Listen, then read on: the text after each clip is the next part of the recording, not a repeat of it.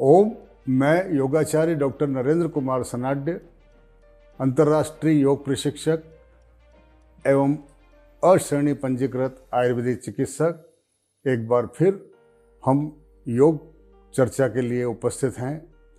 और आज का जो हमारा सवाल है, हमारे सामने जो सवाल है, जो शंका है, जो डाउट है, वो ये है कि क्या गलत ढंग से अभ्यास करने पर कोई हानि होती है या नहीं। तो पहली बात तो ये है कि गलत ढंग से तो कोई भी काम करेंगे तो वो हानि ही होगी या वांछित लाभ प्राप्त नहीं होंगे।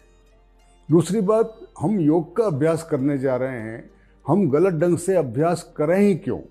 हमारे पास शास्त्र मौजूद हैं, एक से बढ़कर एक योग प्रशिक्षक मौजूद हैं।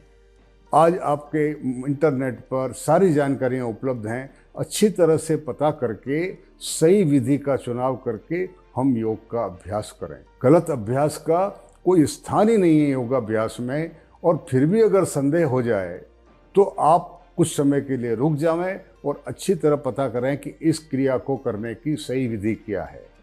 सामान्य योग क्रियाओं में किसी प्रशिक्षक की आवश्यकता नहीं है। जो सामान्य आसन है, बैठने के, उठने के, लेटने के, बहुत आराम से हो जाते हैं। जो कठिन आसन है, मयूरासन, हलासन, सर्वांगासन, शीर्षासन, इनके लिए हमें योग प्रशिक्षक चाहिए। या हठ योग की कोई क्रियाएं आप करने हैं, कुंजल, वमन, कपालभाति, अग्निसार, उसके लिए भी हमें योग प्रशिक्षक की आवश्यकता हो सकती है। लेकिन सामान्य क्रियाओं में कोई दिक्कत नहीं। दूसरा, आज योग के आड़ में हम लोग एक्सरसाइज की तरफ बढ़ गए, हमारा उद्देश्य बदल गया।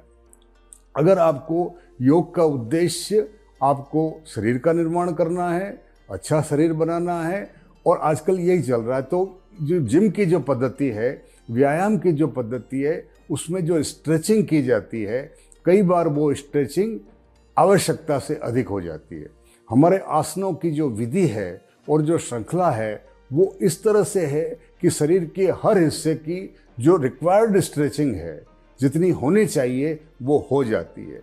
लेकिन हम कभी अति उत्साह में आकर अपनी स्ट्रेचिंग को बढ़ा देते हैं और खुद करने के बजाय किसी और का सहयोग लेते हैं। आप उदाहरण देखिए, जैसे नेक की जो एक्सरसाइजेज हैं सूक्ष्म क्रियाओं के तहत, तो गर्दन की जो एक्सरसाइज है वो भुजंगासन में अपवर्ड स्ट्रेचिंग हो जाती है, त्रियक भुजंगासन में पीछे की तरफ हो जाती है, त्रियक ताड़ासन में साइड में हो जाती है, और त्रिकोणासन में जब हम गर्दन को पीछे करते हैं तो उस तरफ चली जाती है।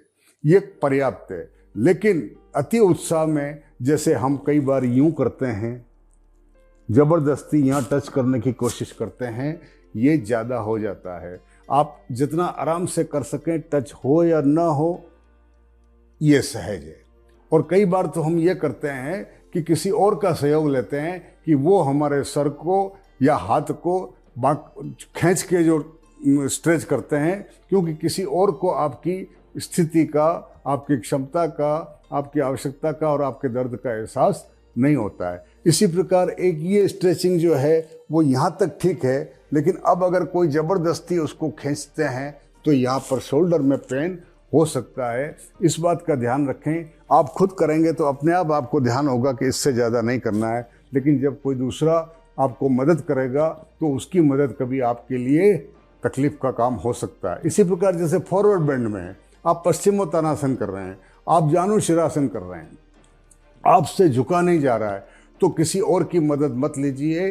पीछे से किसी का दबाना, कमर से आपको धक्का देना, ये आपके लिए गलत प्रक्रिया हो जाएगी और चोट का कारण बन जाएगी। वरना आप धीरे धीरे आप रोज अभ्यास करेंगे तो आपके शरीर में लोच पैदा होगी और आप आगे बढ़ेंगे। मान लो किसी केस में, रेयर केस में बहुत ज़्यादा रिजिडिटी है और हमें बाहर से सहयोग की आवश्यकता है, तो बेटर ये है कि वो आपका सहयोग सामने से करे, पीछे से नहीं, ताकि अपन जहाँ चाहें वहाँ उसको रोक सकते हैं।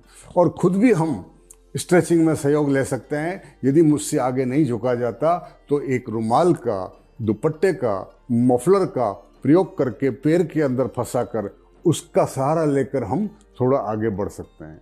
तो सहारा भी कब लेना है, कितना लेना है, बाहर का कितना लेना है, ज़रूरत पड़ने पर ही लें और अन्यथा नहीं लें। आपके शरीर को धीरे धीरे ट्रेन होने दें। योगासन के अभ्यास के माध्यम से शरीर की क्षमता का विकास सहज रूप से होने दें। गलत की गुंजाइश नहीं है। अगर आप जानबूझकर कोई गलती करते हैं तो उसके लिए आप जिम्मेदार होंगे और अति उत्साह आपकी गलती का कारण बनता है, वरना सामान्य योगाभ्यास में किसी प्रकार की कोई तकलीफ नहीं है। करत करत अभ्यास के आप अभ्यास करिए। Do and experience is the best method of learning. ओम, जय हिंद, जय भारत, वंदे मातरम।